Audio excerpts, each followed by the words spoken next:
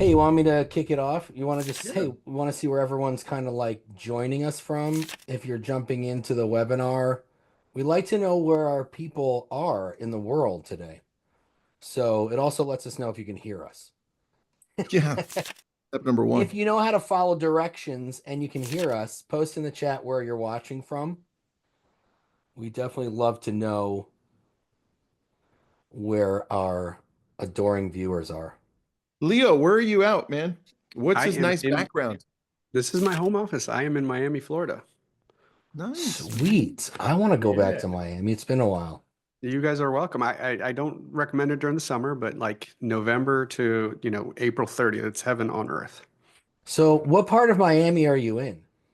I am in Coral Gables. Okay. I only know like South Beach area because my uncle owns a really beautiful hotel down there. Oh, wow. Uh, Which one? the Betsy. I'm not familiar, but Okay, it's on yeah, there's one. Ocean Beautiful. Drive. It's really beautiful. You should check it out. It was I will. nice, man. We've been Yeah, there. we had remember Tristan, we had an LCA thing there once. We did. We had so Leo, I'll start off here. We had an event, a Lab Code Agents event at the Ritz-Carlton in Miami, and then Okay. we partied at Nick's uncle's hotel, the Betsy, which was insanely amazing. That was our introduction to Miami about, I don't know, almost 8 years ago. Yeah, that was our That's first. Is that's a that our good time first event? That was our first big event. That ever. was, that Hey, was there's someone watching from Montreal. Awesome. We don't welcome. in Quebec. I was We're I was not. just there a couple weeks ago. We don't Nice. speak French, so I So hope. let's get to this. If you're watching on YouTube, Facebook, LinkedIn, or you're here in this intimate setting in the webinar, welcome. We've got Leo Parejas from eXp, CEO, great friend of ours, and it's an interesting time to be in real estate right now. Well, I There's a just want to lot say back one and thing forth. before you jumped in, Tristan. Shoot. I asked Leo how to pronounce his name, but Oh, okay, what did he say? you just pronounced it better than Leo pronounced it to me. No, He no, was just being friendly to you. That's you why. pronounced it, and I said that's okay, Nick.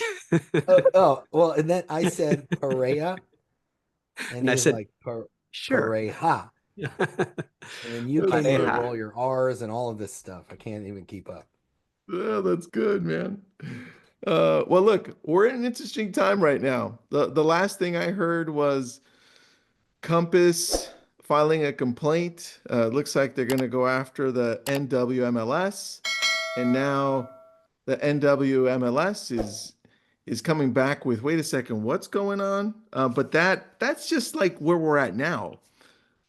Leo, with I feel like the real estate world is split in half right now as to one side, hey, let's go with more transparency. The other side, it's okay to hold back listings. In fact, we want to create our own private network and not show listings as soon as we get them.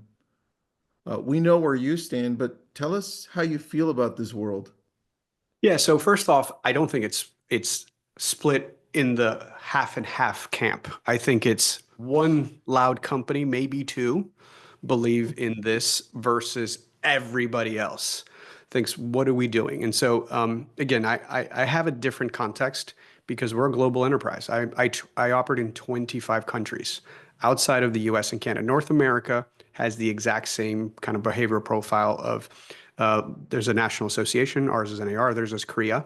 We have with governing rules, memberships, and we both enjoy cooperative MLS systems. And for those of you that don't know my background, I spent almost 10 years on the tech side building MLS software. So I have a unique perspective because I understand the business rules, right? I think MLSs get reduced down to a database versus it's actually a organization that creates local business rules. It's a third-party entity to allow competitors to work together, even though they're fiercely competing, right? So the concept is I give you my data, you give me your data, and we all share it equally through an IDXV, which is this protocol where it allows us to all display the data at the same time, right? So the average MLS in this country is somewhere between 100 to 200 fields. About 16 to 18 are the only ones that go out through IDX. So a lot of them are private that you have to be a licensed subscriber to have access to it, like private remarks, all of the details that, first of all, require you to be a member and also be a licensed professional in order to help. Sometimes I think I've been painted a little bit as an alarmist because it's binary. Either we have a system or we don't. So you start off with the Northwest MLS complaint, and I am a self-described nerd, as most of you know, and I read stuff. And let me read from the complaint itself, not in my words, in it's called item 4 inside of the complaint. Homeowners demand these innovative options has been significant. In the first quarter of 2025, 48.2% of homeowners who listed their home with Compass outside of the state of Washington started listing using the Compass 3-phase price discovery and marketing strategy. This equates to 19,393 homeowners choosing these clients offering in the first quarter of 2025 alone. Not me. This is this is out of the lawsuit filed by them to Northwest MLS. So first of all, I actually sold homes, not like some of the other folks in this argument that came from Wall Street, raised a ton of money, set it on fire, and have not figured out how to be profitable. They've actually never sat across from a homeowner who's entrusting them with the equity in their home, who's looked them in the eyes and taken a fiduciary responsibility to actually advise them on what's best for them. I did 4,000 transactions with my team. I can probably count on one hand the amount of times a seller had a situation that was worthy of not exposing the property to the most amount of eyeballs, period. And anyone who's sold homes on this call watching, be honest with yourself and say, unless you introduced the concept, what seller called you say, hey, Nick, come list my house, but hold up, before we get started, there's absolutely no way in hell I want my house on the MLS. Like, how many times has that happened, right? Zero. And the times it happened to me as an agent, it was, there's mold in the basement. I don't want someone to get hurt or sue me. Order situations where there was a deep amount of like psychological stress and I don't want the neighbors to see how I live. But guys, like 5 times maybe in my entire career over 15 years. So like, what is the definition of steering? Like, what is it? And it's really specific. It's guiding people to an outcome that you want, right? And we take a fiduciary oath in what we do in real estate. And are you really behaving on your behalf, or you are behaving on the consumer's behalf, right? So that's where all my questions go back to. When half of the customers do that, that sounds to me like you're executing on a marketing plan that's being taught. And that's very different than presenting all the available options to you with full disclosure. So it's about 2 weeks ago, we launched the seller advisory form, which you guys covered. First of all, the one thing I will point out is because some people are like, hey, Leo just likes making forms. Guys, I have other stuff to do than make forms. The update in March to CCP requires a disclosure form. I actually read all the stuff and I just didn't come up with it in a vacuum. The stuff in my form is what NAR says we have to disclose to a seller if you do private listing or delayed marketing, right? Yeah. Right. And so that went into effect in March, everyone, FYI. There is a grace period until September 30th. So whether you use my form or you use your states or your associations, you're going to have to use this if you choose to do private exclusive, or I'm sorry, if your seller chooses to do private exclusive delayed marketing. The other thing I did as a company is the same kind of thing I did last summer, where it's like, hey, NAR puts out stuff. I'm left to interpret it as a business, participant. And I thought that paragraph 19 and paragraph 32 of the settlement last year was confusing. And so we made a business decision, say, okay, so it's not confusing. We're just not going to do that thing anymore, which is broker to broker, made some new forms, released them to everybody. I feel like this is the exact same thing where, okay, NAR, and God bless them, I wouldn't want that job under any circumstance. I feel they tried to make everybody happy, right? And just confused everybody more, right? Because they didn't take a stance in either direction is my interpretation. Gave us this new thing called delayed marketing, which makes no sense. And in my personal opinion, creates more liability. So we're just not going to do it. We're just not going to do it. Either it's office exclusive for true privacy needs, which CCP allowed the whole time. And you go on the market, and then you go on the market and you share it with everybody. And, we were characterized. I was like, you did a deal with Zillow. And I said, and comma, y'all forgot that I also said, I'll do this with anybody who wants my data, right? Mm. Homes, Realtor, Redfin, anyone with a national feed who can accept an IDX feed, I want to make sure you get the listings on day one, because that is the goal of capitalism, to expose an opportunity to as many eyeballs as possible in the shortest amount of time with the least amount of friction. And again, I told you we operate in 25 total countries, 23 outside of North America.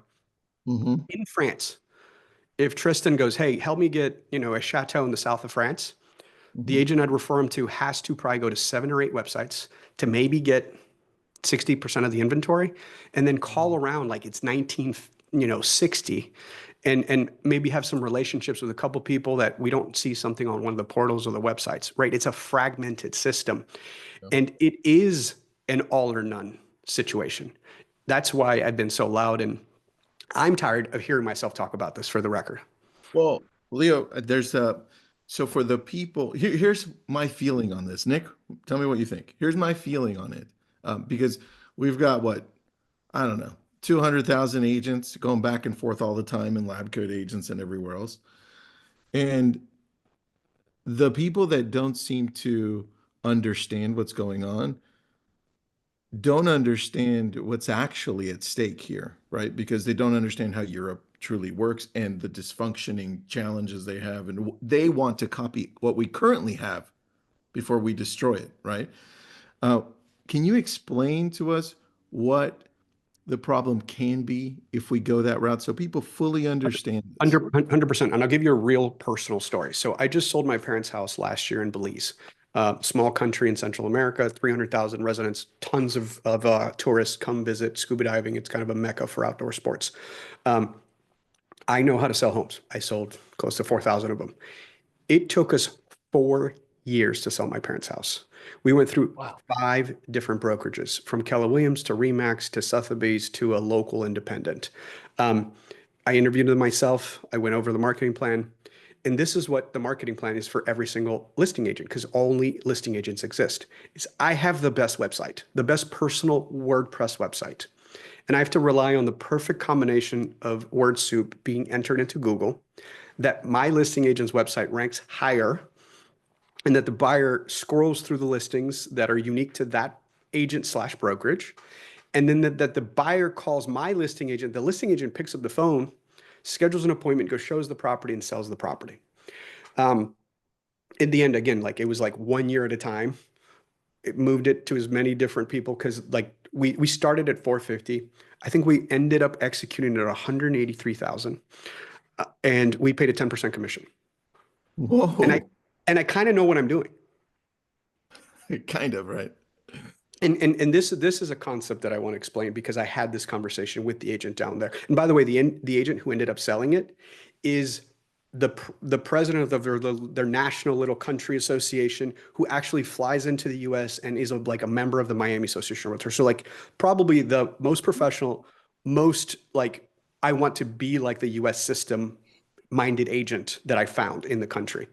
Um, we had a conversation where I said, like, and this is a concept you can all truly understand.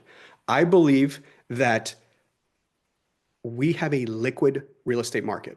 And again, this is directly comparing it to international, and I'll explain it. Every one of you listening, there is a price in your market where you can generate 50 offers on a Friday to a Monday, no matter what market condition is. It is a math problem between available inventory, like supply, and an appropriate discount. So multiple offers, you literally price it at the last sale in the neighborhood, and you normally get multiple offers.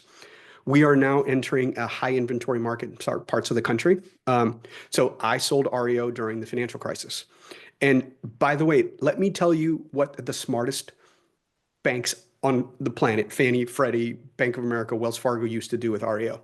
They would tell me to price it below the comps and required that it be on the MLS for 14 days. You guys remember that, Nick and Tristan, right? Like you couldn't even make an offer. If you listed on the first, they wouldn't review offers till the 14th. They would price it aggressively to grab as much attention as possible, and wouldn't review the offers until almost a 2-week period went by.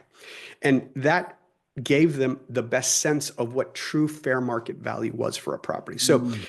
even if you're in Southwest Florida that is now having, double-digit months of inventory starting to stack up, like there is an appropriate discount. It could be 5%, it could be 10%, it could be 15%, it could be 20%. in the worst year of real estate, which I would probably in where I sold real estate, DC, Maryland, Virginia, I would probably say it was like 2010, 11. You can only see the trough in the rearview mirror. Like if the comps were 200 and I priced something at 149.9, it didn't matter if there was 18 months of inventory on the market. If we were 25% below the comps and we waited long enough, like true exposure, 2, 3, 4 weeks, we would figure out what that properties are worth. And so the rest of the world does not have that liquidity. So back to my belief story, I told the agent, I'm a motivated seller. I'm desperate. Take advantage of me. What is the price I need to price it at? And he said 249. I was like, great, listed at 199. And he looked me in the eye on the video camera and goes, what's the difference? It's still gonna take 6 months. I can't process that there is no magical number that drives the demand that we can create here, right? Because we have this complete transparent market that is not like, so, and again, you guys can tell I'm passionate about this. So tell me to shut up when you want to throw a question in there, but think about an MLS like CRMLS, right? CRMLS, largest MLS in the United States. They just came out agreeing with my stance of no delayed marketing. 180,000 members. In California, I represent roughly 5% of every licensed agent. So just in that membership alone, I probably have, 5, 6, 7,000 agents. If I were to market a private exclusive only 5,000 agents in California see that one property versus 108,000. Like, when is 5,000 better than 108,000? But the insult to injury, it's not the 108,000, it's the entire planet, right? In Southern California, you have buyers from Asia and Canada and Arizona. Like, they're coming from all over the world, right? Why would we limit the exposure? In every other country that we operate in, I pay millions of pounds and euros and Australian dollars to get placement on these websites. Here we live in a world where you just syndicate them and they're all blasted out to everybody. Like, I'll pause because I get riled up. No, that was good, dude. That was good. Nick, I know you had a couple of questions. You said something interesting that most producing agents don't understand the importance of this issue. I just think that that's probably because, like you mentioned earlier, an MLS is a business, right? And most agents don't think of themselves as business owners. They don't have business mindsets. So I don't think that they tend to understand. Like whenever we talk to Tristan, whenever we talk to an agent, like, hey, what's your exit plan? What? I'm just gonna sell houses for my entire life. You know what I mean? Like there's no thoughts of investing or anything along those lines. They don't look at it like that. They live paycheck to paycheck. Do you think that that's probably part of the reason why they have a hard time understanding like why this is so important? So, and by the way, when I said that, I don't mean it disrespectfully, because actually Oh, I totally. was a Yeah, I very know. top Yeah. producing agent in my market. And until I actually decided to build technology for the space, I honestly used to tell people I belong to the Matrix MLS. And it was because of the URL in order to get into my MLS was matrix dot the name of the MLS. And so as a highly productive 4 or 5, 600 transactions a year team leader, I didn't actually really understand the value of what it is. And I think it's more of the sense of we don't truly appreciate what we have in this country. And that's just context. And like, again, not to go into the macro and politics, but like, I think in general sense, there's just when you don't understand what it's not like to have it, there's a pretty high statistic first generation immigrants tend to disproportionately become millionaires. And again, like I grew up overseas. I didn't get here till I was 12 years old. And like when you understand the concept of the beauty and uh leg up comparative to other countries, like there is no debtor's jail in this country. Like if you start a business and you go bankrupt, you just start over, right? There's other countries where if you owe money, they put you in jail until your family can pay it off, right? That's Like true. in South America, where I'm from, I truly believe that if I had accomplished a level of success or giving my competitors the grief I've given them over the years building companies, someone would have kidnapped my family by paying off the police or the military to make them, you know, cause them harm until I stopped what I was doing. Like that's what lack of systems and rules give you in other countries. And so again, my perspective on this is from running a global company, but like my deeper appreciation for the system that we enjoy across the board in this country. It's amazing. All right, so question around that, right? Because you've seen a lot of different things, and you can understand or you can appreciate what we currently have, right? It's like, hey, it is a better system, right? And it's built on something that's a lot more transparent and gives both sides more of an equal opportunity. Now, I'm going to go to the other side a little bit, okay? Even Sure. though everyone online You've knows. seen me debate these on big stages. I'm Yeah. not shy. Like, Mhm. I'm happy. And by the way, Tristan, I actually start most thought process like, let me actually put myself in the other side to try to gain some understanding. So Yeah. let's jump into that. Yeah, I think that's why you and I get along here. So on the other side, when when Zillow came out and said, "Hey, if you're going to play that game with private networks, we're going to go ahead and not put your property on Zillow or Trulia if you ever decide to put it for sale at some point." And what I saw immediately was, oh wow, Zillow obviously and Redfin could be hurt massively if these private networks grow because it removes the data that they need to give to the consumer. And so when I saw that, I was like, okay, I still agree with the whole let's be transparent. I don't know that they approached it the right way, but they are protecting the data that they have so they can remain relevant. Wouldn't this or some sort of creation of this private network be a great thing for real estate agents? Because then we could get rid of Zillow and Redfin and everybody else like that. So couple things. And this word and concept is super important. People understand. Like all the time, people say they can't do that. That's illegal. That's a sentence we've heard as real estate professionals our entire Yeah, lives. we hear that. Um, Yeah. and I go to, there's not too many things that are actually illegal with real estate. And you got to go to confiscation and forfeiture, right? Like what the marshals does, drug trafficking, um, um, murder, like when a home becomes part of a crime scene and the government can take stuff. Almost everything in real estate is enforceable or not enforceable through civil court. So you can put in a lease that if you don't pay by the first of the month, there's a 20% penalty. What we all know is that there's federal rules that you can't have more than a 5% penalty, and there's a 5-day grace period, right? A consumer may not know that and then would have to enforce that. But like if you were going to evict somebody using either a state or federal protected thing that has a rule, you won't be able to enforce that law, right? In real estate, there's still some horrible covenants and deeds of trust that come back from a bygone era of this country, right? So there are things that are enforceable and not enforceable. So whenever this topic comes up, it's like they can't do that. Well, first of all, belonging to an MLS is a choice. You sign a subscription agreement and you agree that you are going to operate by the rules of that said agreement. So I am a member participant of this MLS and I agree to give all my data on day one, and I agreed to market it. And for that agreement, I give you everything and then I can pull data for free, right? Look, 15, $20 is a real small price. You can start Nick and Tristan Realty tomorrow and have a complete data set of all the available listings in your market, true or false, for $15 a month, roughly, $20, whatever the MLS fees are. One participant is not doing that. They're just not doing that. And so And by the way, that's their right to no longer, they made a business decision. Now, Zillow and Redfin are making a business decision to say that Mhm. they're not going to list it. Like, let's go, like, what state law or federal law did either, none of them violated law. So like that's a really good point that I Yep. like to remind people. It's like, no one's out here breaking laws because there are no laws.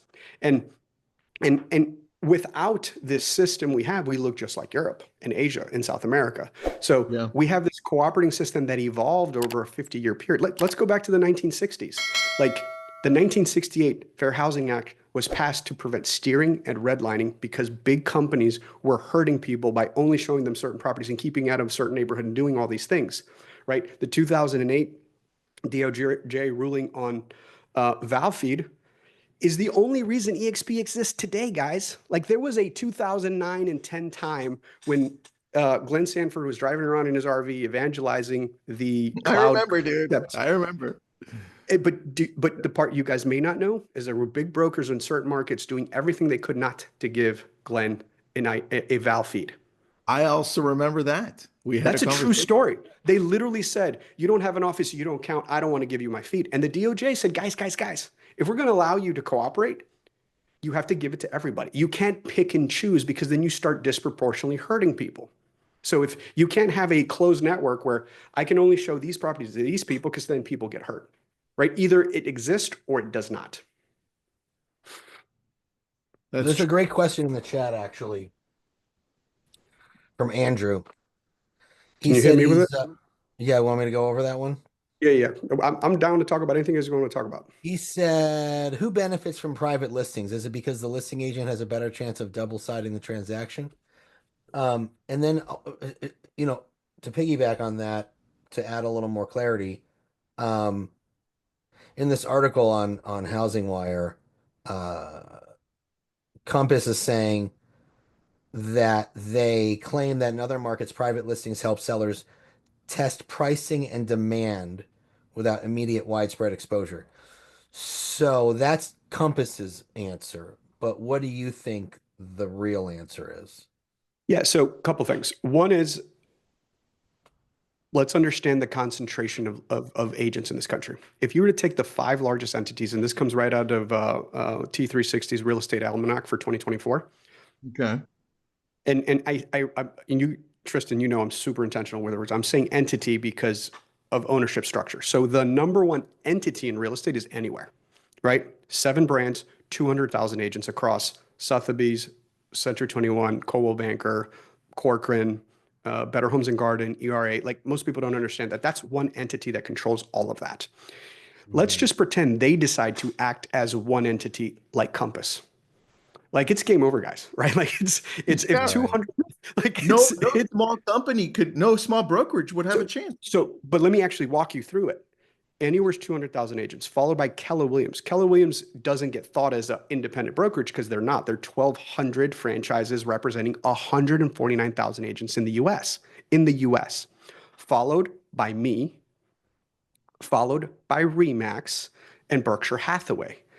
Compass doesn't even make the top 5, guys. It does.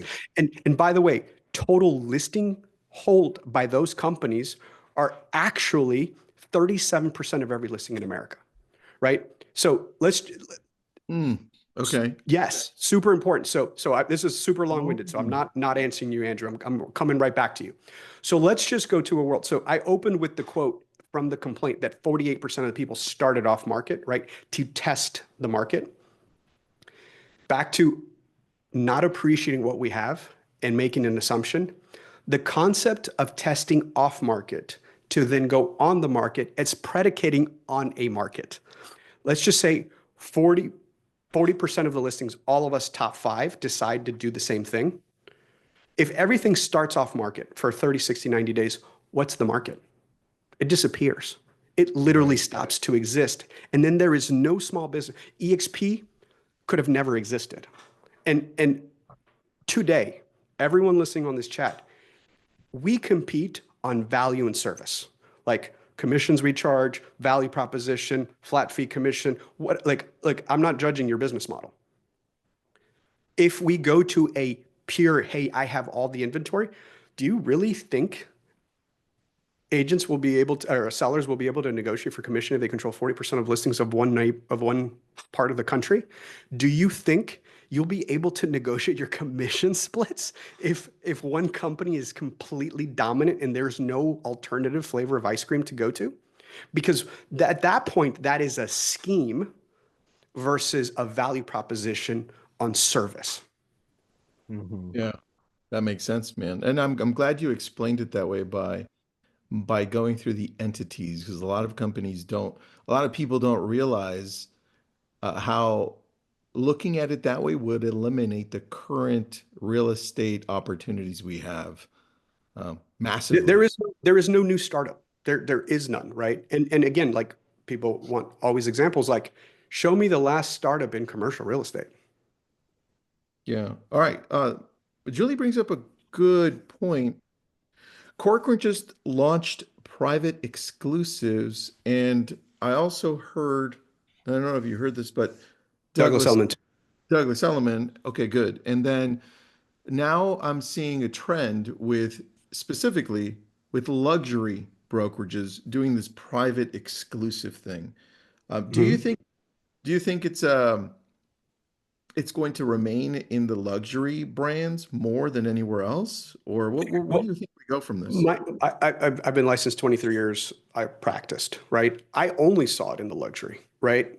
As a common practice. And the specific rule change that Compass, or I'm sorry, that um, Zillow implemented was, look, you can actually still have private office exclusive. I have office exclusive. I've always had them. It is a tiny percent of our transactions, and it should be for requests per seller, right? If there's a safety, like I explained, or maybe I didn't explain, but I'm happy to dive into that, like what I view the value of them. But it shouldn't be your 48.2%. Like that's the question I'll ask everybody listening. Should 48.2% of sellers start in this opaque, non-transparent market? I don't think so. I don't think so.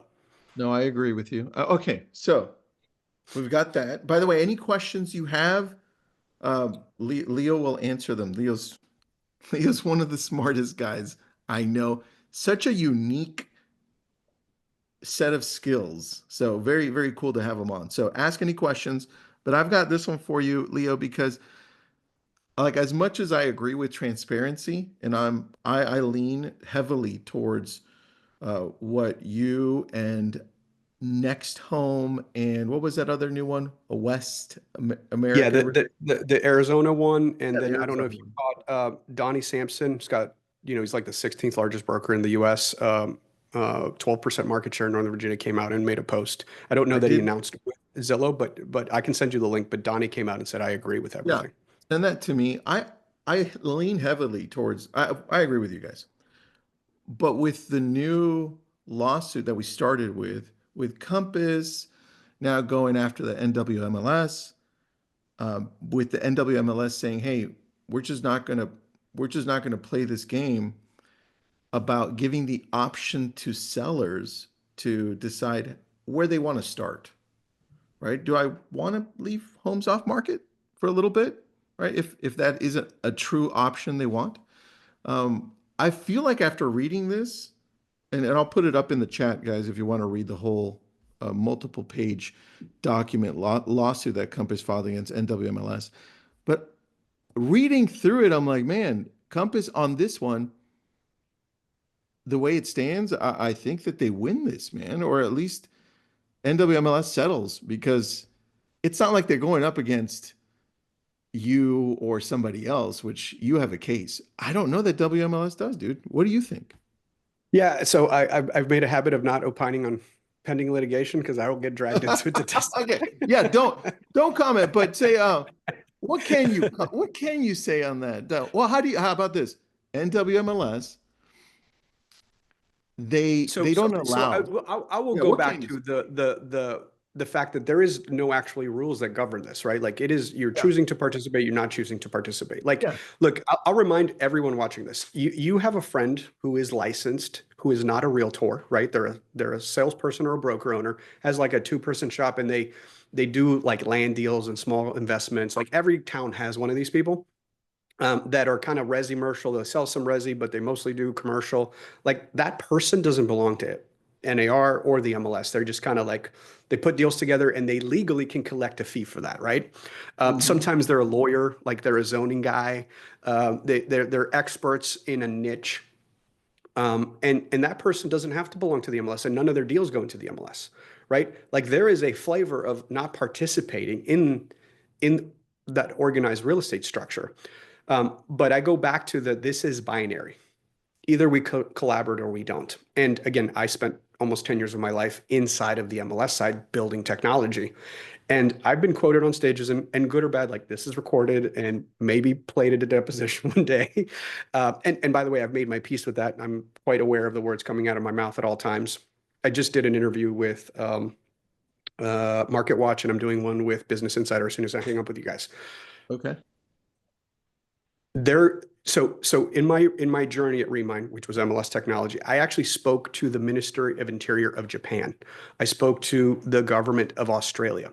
They want what we have because it's more transparent, shorter days on market. And by the way, like this is like a whole tangent. Like the reason we have a 30-year mortgage, the reason we have a 5% down loan is because we have ready and eligible access to verifiable, accurate data, right? Like in South America, guys, it is 50% down on a 3-year or 5-year note that has to be rolled every time. Right? The access to a line of credit that you can go to a website and click a button, have the money in your account in 10 days is a factor of transparent, accurate data set. Right? Like I think we take all that stuff for granted and just realizing that like, by the way, that house in Belize, like we had to hunt and peck and call the neighbor and maybe they sold over there. And guys, public record is not the same as an MLS listing, right? If you see a transaction close for 400 in a public record transfer, like was that property fully renovated or was it, a mold nest? Did it have a basement? Did it not have a basement? Like you'll just see a transfer price. Like look, pull a public record on everything. Is the public record on your personal residence an accurate representation of what you've done to the property? Like, does it show you have a pool or a pool house like mine does? It probably doesn't, right? So a lot of the public record information is not nearly suffice. So again, I've said on stages 5 years ago at CMLS, which is the Council of MLS, it's like the NAR of MLSs. And I was asked about international expansion and why other countries don't have our system. And I said, we operate under a two-sided value coin. And I said this on stage and it's recorded. I said, half the value is cooperative compensation. Like we have this system where we offer compensation and we activate agents all over the country to be salespeople, right? Like I actually wish I would have been deposed last year and been one of the CEOs because I would have said a commission is actually a marketing fee. Again, we're one of the only countries in the world where you stick a property in the MLS and you have thousands of hardworking people who put a stranger in their car with the promise that you will compensate them and take them to see that house. And you're actually like, that's a huge marketing sales force that doesn't exist.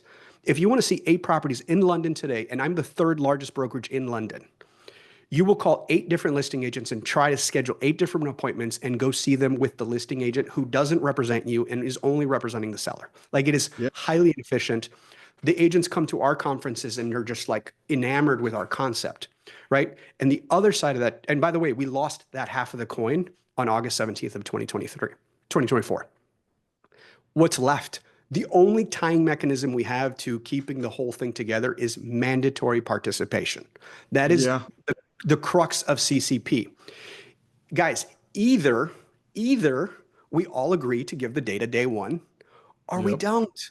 Or we don't. And it's not about a law that's being violated. We have this agreement that slowly evolved over a 50-year period that has gotten progressively better and more efficient, that keeps the cost down for the consumer, So let me paint you a picture.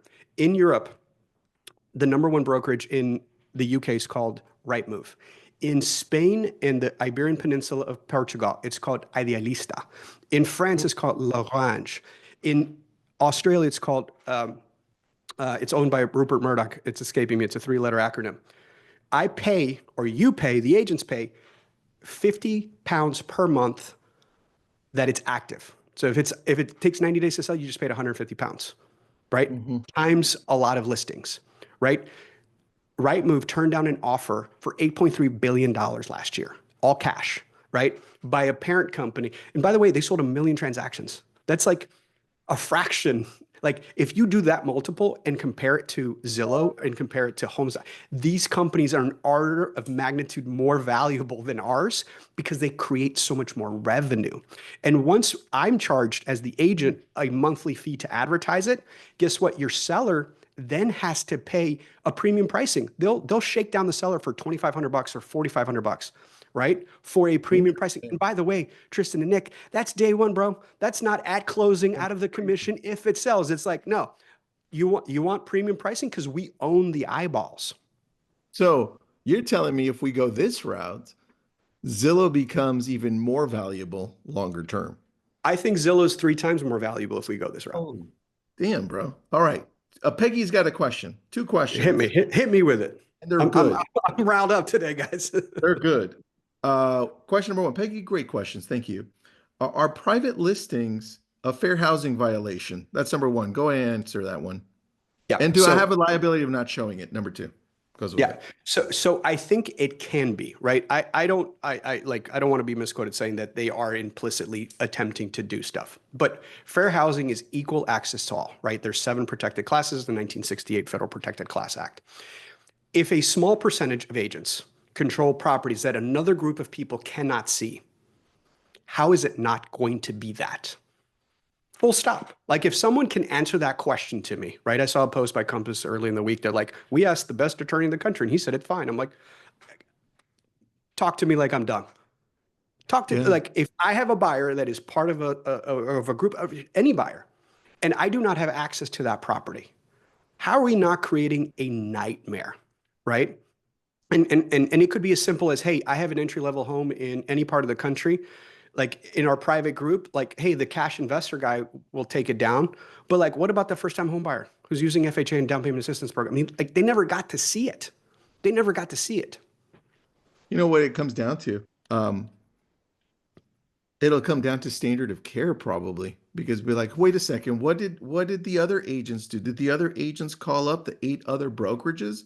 If enough attorneys going, yeah, they did, then they're going to come back to you, whatever brokers, and say, oh, they didn't. And then it's a whole mess load of Well, lawsuits again. so we've heard a lot about seller choice, right? Like that's the standard bearing thing. What about buyer choice?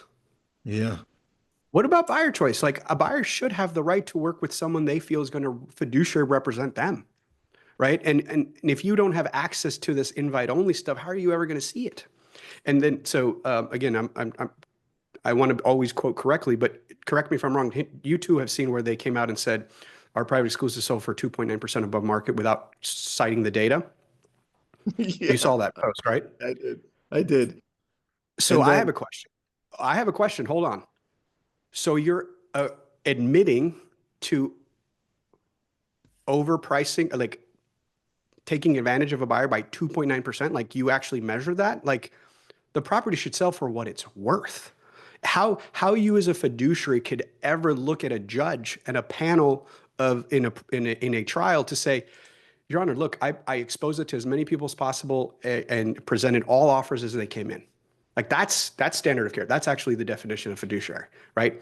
I would be yeah. Somebody posted what Caitlin Bigelow, right? Like that post that went everywhere on LinkedIn where she said I almost left $100,000 on the table. yeah, here it is. So she lists it in the private network with Compass. They get an offer, they fall out, and then they list it with the MLS, and they end up getting 100,000 more in the MLS because of the competition. I put the link up there. The other thing I wanted to touch on quickly, Leo, was this because the Consumer Policy Center, to me, after I read this, and I'll put this up in the chat, everyone. After I read this, it starts off with really strong language for me. It says the DOJ should weigh in to ensure buyer access to listings and to check big broker manipulation of sellers. That is really strong language. And, It's very strong. and the fact that they're already asking the DOJ to step in, and they're saying specifically, everybody, the efforts of Compass, right? There, and other big brokerages, but the fact that they name Compass there, I mean, how is the DOJ not going to step in? And I don't know if you can comment on this or not, but how is the DOJ But like, not? I will comment that the folks who wrote that article are like rabid advocates for the consumer and have been for 40. Like Steve Brobeck is like the legend in consumer advocacy for 40 some years in this country, right? Whether it's credit cards and payday loans, and like they're the ones that stand up and point to the government what to look at. Like that's what advocacy looks like from the consumer side. So again, I would ask everybody their heart of hearts, like if you're going to sell your house, what would you do for yourself, your mother, your friends, Like if you're an investor and you vacate a rental property, do you just sell it off market or do you like clean it up and put it on the MLS? Because you know that that's what gets the most. So again, going back to the form I wrote, like, is there an opportunity for seller choice? Absolutely. But let's be honest of when that happens, who introduced the idea, like who suggested it. Like Caitlin's example is the best one. She actually said, at my seller's suggestion, I did this. And Yeah, only two that's the showings. worst. Like, I read that sentence and I was like, oh, can you imagine explaining that to a judge? Yeah, that's the worst, man. Is there a place to find the form? I know I had it, and now I Yeah, think I yeah. Go to exptoolkit.com/sellers. That should be it. I'll double check. toolkit sellers. Let's see if I can find it there. I got it. All right, I'm going to post that one up. Yeah, it's completely open source. So everyone hearing, you have my permission to change it, make it your own, do whatever you want with it. I did not copyright it. I gave it away. I love it, dude. Thank you so much. Leo, anything that you want to add? Nick, any other questions you missed? No, I'm 16 minutes late to a leadership call, but I told him I was having too much fun with you guys. So I told him. Yeah, I appreciate Oh, it. Thank you wow. so much, man. That Thank you. can Everyone wait. loved it. We'll throw this out to everybody else. Everyone should watch this. Thank you for being on, everybody. Thank you, Leo. Hey. Thanks, Nick. My pleasure. See ya. Thanks for having us. Bye.